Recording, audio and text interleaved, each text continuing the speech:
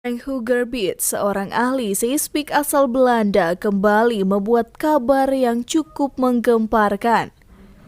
Setelah sebelumnya sempat meramalkan gempa yang terjadi di Turki dan Suriah baru-baru ini dalam video YouTube SS Chaos yang dipublish pada 27 Februari 2023 yang lalu.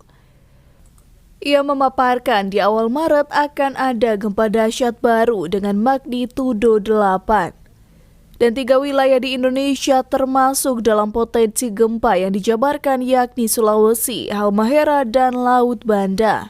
And also marking Sulawesi, Halmahera, maybe even the Banda Sea, Indonesia.